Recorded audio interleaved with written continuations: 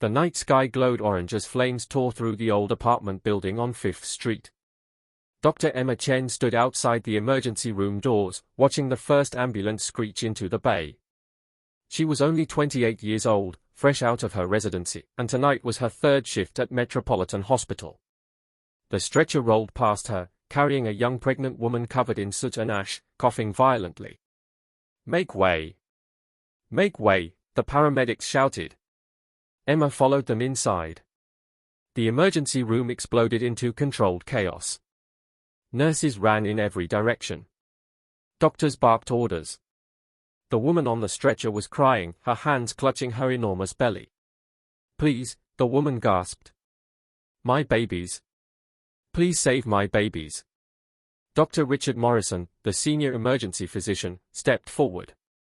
He was 62 years old, with silver hair and 30 years of experience. He examined the woman quickly, his face tense. "Smoke inhalation," he announced. "Get her on oxygen. Start and 4. Call obstetrics." Emma moved closer, her eyes scanning the patient. Something felt wrong. The woman's contractions were coming too fast, too hard. Her blood pressure on the monitor was dropping. "Dr. Morrison," Emma said quietly. "I think she's going into labor. We need to prepare for delivery right now." Dr. Morrison barely glanced at her. "We're waiting for the OB team." "That's protocol." "But sir, her vitals are—" "Dr. Chen," he interrupted, his voice sharp. "You're too young to understand how things work here. Step back and let the experienced staff handle this." Emma felt her cheeks burn, but she didn't move. She watched the monitor. The woman's oxygen levels were falling. The twin heartbeats were becoming irregular. Another stretcher crashed through the doors. Then another. More victims from the fire. The emergency room became a war zone.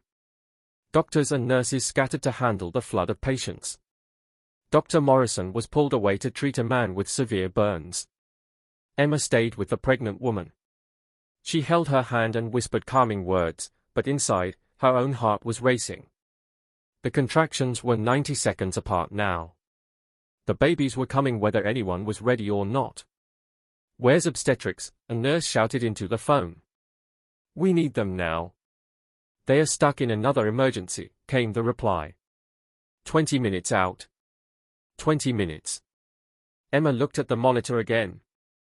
They didn't have 20 minutes. "Dr. Morrison." Emma called across the crowded room.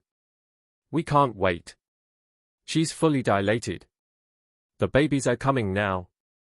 Dr. Morrison looked up from his patient, irritated.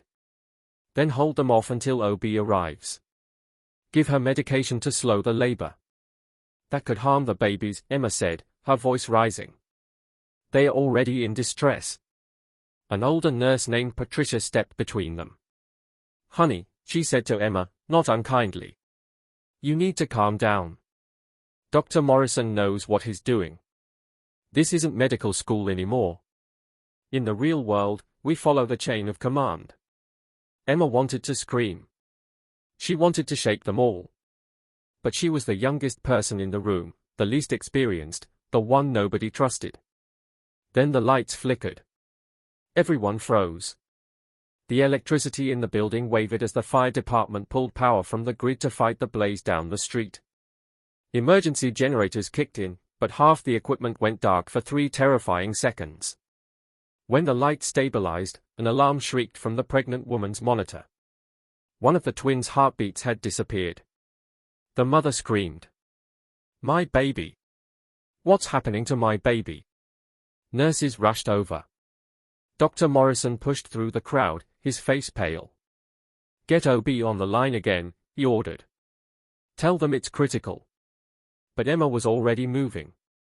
She pulled on gloves, her hands steady despite the fear coursing through her veins. She looked at the monitor, at the mother's terrified eyes, at the chaos surrounding them. And in that moment, she made a decision that would change everything. Emma stepped to the foot of the bed. Her voice cut through the panic like a blade. "I'm delivering these babies. Right now. Dr. Morrison's head snapped toward her. Absolutely not. You don't have the authority. She doesn't have the time, Emma shot back. Look at the monitor. Baby A's heartbeat is crashing. If we wait, we'll lose them both. You're an emergency medicine resident, not an obstetrician. I completed a full OB rotation, Emma said, her eyes locked on his. I've delivered 17 babies, including 2 sets of twins. I know what I'm doing. The room fell silent except for the screaming alarms and the mother's sobbing. Patricia, the older nurse, stared at Emma. Something shifted in her expression. She'd been a nurse for 40 years, and she knew desperation when she saw it. More importantly, she knew when a young doctor was right. I'll assist, Patricia said quietly. Dr. Morrison opened his mouth to argue, but another ambulance siren wailed outside. More fire victims. He was needed elsewhere. He looked at Emma, at the dying heartbeat on the monitor, and made a choice he would regret if he was wrong. Fine, he said. But if anything goes wrong? It won't, Emma said. She turned to the mother. The woman's name was Sarah. She was 29 years old, and her husband was being treated 3 rooms away for burns on his arms. She was alone and terrified. Sarah, Emma said, taking her hand. Look at me. I'm going to bring your babies into this world. But I need you to trust me. Can you do that? Through her tears, Sarah nodded. Emma positioned herself. Patricia brought the equipment. Another nurse prepared the warming stations for the newborns. Okay, Sarah, Emma said. With the next contraction, I need you to push. Give me everything you've got. Sarah pushed. She screamed and pushed with strength Emma didn't know a human body could produce. I can see the head. Patricia called out. Keep going. 30 seconds later, the first baby emerged into Emma's steady hands. A tiny girl, silent and blue. Emma's heart stopped. The baby wasn't breathing. She handed the infant to Patricia. Stimulate and suction. Now. Patricia worked with expert speed, rubbing the baby's back, clearing her airways. The seconds felt like hours. Then a cry. Weak at first, then stronger. The baby girl was breathing.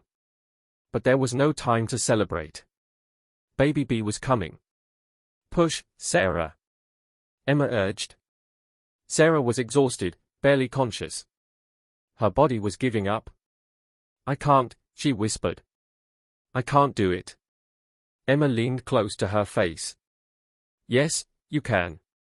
Your daughter needs her sister. Your husband is waiting to meet his family. You can do this. Tears streamed down Sarah's face, but she found strength she didn't know existed. She pushed. The second baby came faster. Another girl, bigger than the first, and this one came out screaming. The emergency room erupted in applause. Nurses cheered. Even Dr. Morrison, standing across the room with his burn patient stabilized, stopped and stared. Emma held the second twin, her hands trembling now that the adrenaline was fading. She placed the baby on Sarah's chest.